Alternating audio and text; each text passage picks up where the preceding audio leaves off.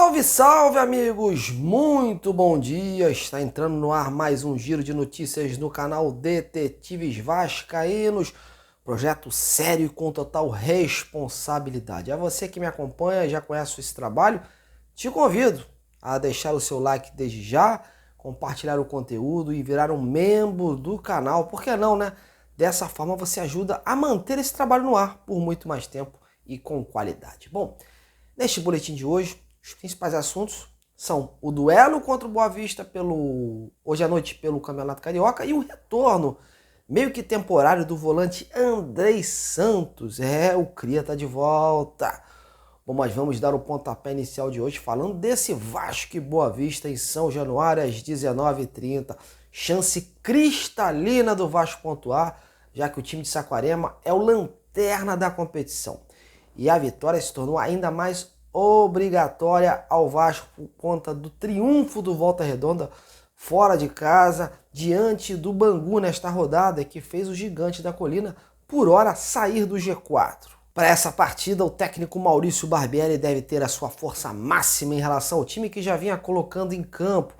A única ausência de mais impacto é o atacante Figueiredo, que segue se recuperando da sua lesão na coxa. Mas o comandante Cruz Maltino vem apostando no seu lugar o garoto Eric Marcos, que na partida contra o Trem fez seu primeiro gol pelo profissional e teve atuação elogiada. O Barbieri vê no Eric um jogador com características semelhantes à do Figueiredo e ele acabou encaixando em seu esquema. Deve dar mais uma chance ao garoto. A princípio, a escalação e a formação tática devem ser mantidas com base nesse último jogo contra o Trem pela Copa do Brasil. Havia uma expectativa, ainda há, de que o Nenê pudesse entrar em campo no time, no lugar do Alex Teixeira, já que o veterano foi testado como titular por alguns momentos nos treinos desse final de semana. Mas a situação ainda não está confirmada, pois a sua entrada pode ser também por questões de testar outras formações para o decorrer do jogo. Se nada mudar, meus amigos, o Vasco deve ir a campo com o Léo Jardim no gol, Pumita Rodrigues na lateral direita, zaga com Miranda e o Léo, e lateral esquerda com Lucas Piton, o meio campo com o Rodrigo, o Jair, e o Alex Teixeira, e lá na frente o Gabriel Peck pela direita, o Pedro Raul mais centralizado e o Eric Marcos jogando mais pela esquerda. E aí, será que dessa vez o Vasco consegue traduzir em gols o grande número de finalizações criadas na última partida? Comente aí e participe! Bom, mas e o Boa Vista? Olha, no time de Saquarema a situação não anda nada boa, hein? A equipe amarga a última colocação no Campeonato Carioca com apenas 2 pontos e vem de uma derrota por 3-2 para o Audax. Precisa mais do que nunca pontuar para fugir da zona de degola, faltando pouquíssimas rodadas para o fim. Mas a tarefa não será fácil, meus amigos, não só porque está enfrentando o Vasco São Januário, mas como também por conta dos desfalques contra o Audax.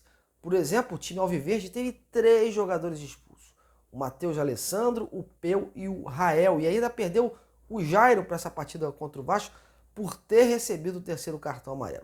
Situação difícil para o técnico Leandrão, aquele mesmo ex-atacante que atuou pelo Vasco anos atrás. E uma curiosidade, no Boa Vista atua também um velho conhecido da torcida vascaína, no lateral direito, Caio Tenório, que a princípio deve ser o titular contra o Vasco.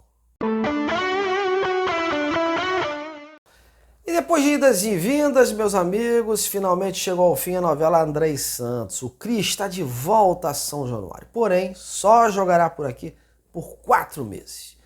Será emprestado pelo Chelsea até o início de julho, já que o jogador não conseguiu o seu visto de trabalho que precisava para atuar por lá. Espera-se que o atleta por aqui, e sendo convocado para a seleção, obtenha os pontos necessários para tirar esse visto tão logo. E apesar do impasse entre a forma de pagamento que o Vasco quer fazer referente a uma dívida de 12 milhões de reais pela negociação com o clube inglês, a situação acabou sendo contornada. Explico. O Vasco tinha 70% dos direitos econômicos do volante, mas até hoje não efetuou o repasse dos 30% restantes para o atleta. E a comissão também para os seus representantes. O que brecava a negociação era justamente isso, a política adotada pelo Vasco de parcelar a dívida.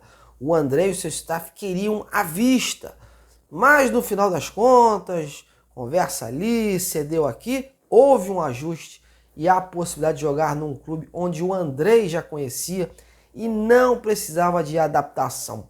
Além dele já ter moradia aqui, né? Isso então contribuiu demais para o acerto entre as partes, mesmo havendo essas diferenças. O martelo, como eu informei ontem, vai ser batido nesta segunda-feira no encontro entre todos os envolvidos. É um reforço considerável, ainda mais que o Vasco precisava de um volante, mas obviamente com prazo de validade, né? O Andrei já chega agora quase no início de março, né? E em julho não estará mais por aqui deixando o time na mão. E por isso bato na tecla de que o Vasco deve ir ao mercado desde já mirando um substituto para o jogador, a fim de não prejudicar o time na disputa do Brasileirão. Mas e aí, meus amigos, o que vocês acharam desse negócio da vinda do Andrei por 4 meses? Bom ou ruim? Comentem aí. Bom, galera, colocando um ponto final nesse giro de notícias sobre o Vasco, agora é aguardar o jogo de hoje à noite e o desenrolar do dia, né, para que se confirmem essas boas novas sobre o Vasco da Gama. A você que me acompanhou até aqui, te agradeço demais, continue prestando esse trabalho, deixe aí o seu clique, sua curtida, enfim, tudo que você possa beneficiar esse trabalho na plataforma. Em breve estou de volta para a gente poder papear aqui sobre o Vasco. Até a próxima, pessoal!